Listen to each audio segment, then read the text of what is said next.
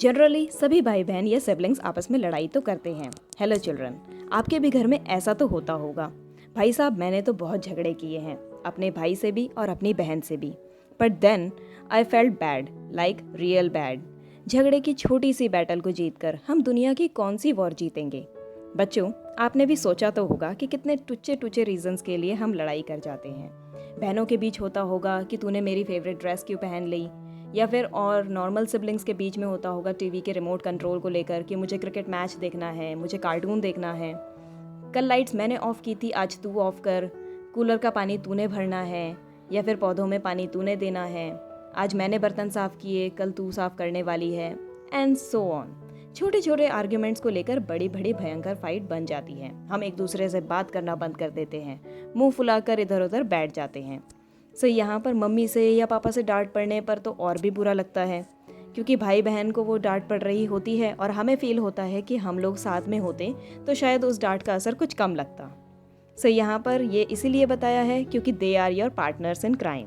झगड़े करते हुए तो हम कई बार बोल भी देते हैं कि तुझे तो कचरे के डिब्बे से लेकर आए, तुझे तो मंदिर से उठा कर लाए। और कभी कभी तो इतना ज़्यादा गुस्सा आता है कि ये है ही क्यों, ये इस दुनिया में है ही क्यों।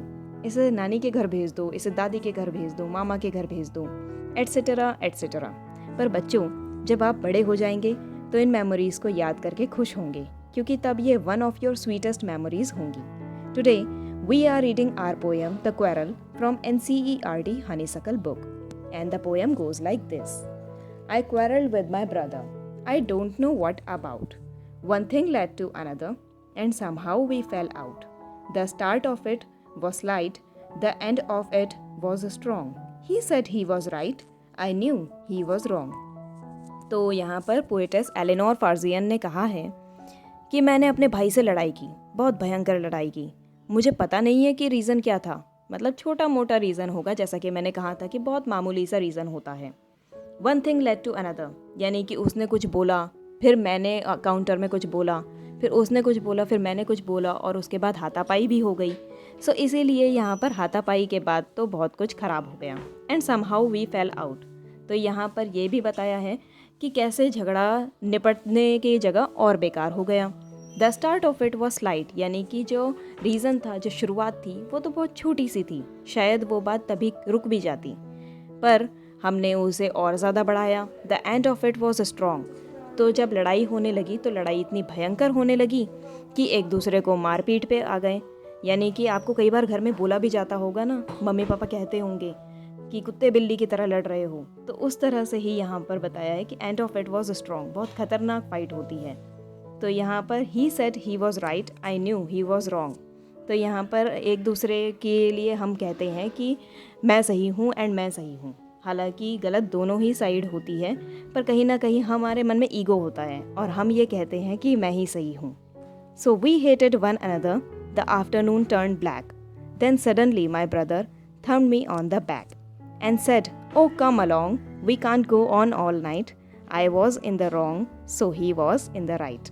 So this is a beautiful poem जहाँ पर बताया है कि हम लोग कई बार सोचते हैं जब अपने भाई बहन सिबलिंग से लड़ रहे होते हैं, तो हम कहते हैं कि हमें बस इस बैटल को जीतना है, हमें जीत कर ही दिखाना है, हम थोड़ी इससे कम हैं। तो हम यही करते हैं कि जैसे कोर्ट में पेशी देनी होती है, दलील देनी होती है, और हम सोचते हैं कि हमें बस इस केस को जीतना है। तो वी हेटेड वन अनदर, हम एक दूसरे से इतनी ज़्यादा नफरत करते हैं जितना कि किसी से भी ना करते हो। जब फाइट हो जाती है सिबलिंग्स में, तो आपको भी लगता होगा अपने भाई से, बहन से, कि मुझे तो इससे सबसे ज़्यादा नफरत है, इसे यहाँ से हटाई दो मेरे सामने से। द आफ्टरनून टर्न ब्लैक, यानी कि पूरा दिन, पूरी दोपहर ऐसा लगता है जैसे कि काली हो गई हो। टर्न ब्लैक का मतलब अनप्लेजेंट, यानी कि बिल्कुल ही बेकार सा समा हो जाना।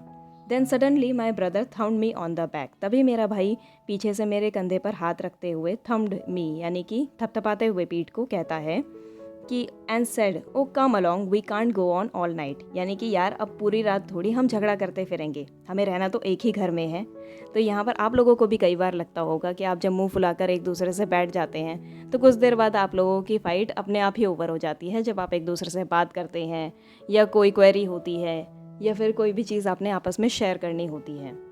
तो इस तरह से यहाँ पर बताया है, we can't go on all night, I was in the wrong, so he was in the right. अब यहाँ पर पोएटेस के भाई ने पहले हाथ बढ़ाया था। सो यहाँ पर उन्होंने बड़ापन दिखाते हुए पोएटेस को पहले से ही मना लिया कि चल अब हमें अपने झगड़े को भूल जाना चाहिए और साथ में हो जाना चाहिए। तो इस तरह से पोएटेस अपने आप को कह रही है आई वॉज इन द रॉन्ग, यानी कि इस बार मैं गलत थी और वो सही था। यानी कि कहने का मतलब ये है कि जब आप अपनी गलती मान लेते हैं और छोटी सी लड़ाई को इस तरह से सॉर्ट आउट कर सकते हैं तो वो बहुत ही ज़्यादा अच्छा होता है। सो यहाँ पर क्वेरल को निपटाने का तरीका भी यही है, क्योंकि आप ये झगड़ा जीत कर कहाँ जाएंगे। सो यहाँ पर बताया है rhyme scheme of the poem. तो पोएम में, हर पोएम में कोई लिटरेरी डिवाइस ज़रूर होती है। So in this poem we can see I quarrelled with my brother, I don't know what about. Brother and about में देखिए ये दोनों लास्ट वर्ड्स हैं, तो इन दोनों में कोई राइम नहीं है। सो हम ब्रदर को ए लिख देते हैं और अबाउट को B. Then one thing led to another and somehow we fell out. तो अनदर एंड आउट को देखिए जो कि लास्ट वर्ड्स हैं। अनदर और ब्रदर ये दोनों ही एक दूसरे से राइम कर रहे हैं, सो इसे भी हम ए काउंट कर लेते हैं। और आउट और अबाउट एक दूसरे से राइम कर रहे हैं, इन्हें हम बी काउंट कर लेते हैं। सो इस पोएम की राइम स्कीम हुई ए बी। इसको हम और एग्जाम्पल्स में भी देख सकते हैं। The start of it was light, the end of it was strong, he said he was right, I knew he was wrong. तो यहाँ पर स्लाइट एंड राइट ये दोनों भी ए हैं, एंड स्ट्रॉन्ग एंड रॉन्ग ये दोनों बी हैं। तो इस तरह से बच्चों आप जान सकते हैं कि पोएम की राइम स्कीम क्या हुई। So children, this was the poem. Thank you and have a nice day.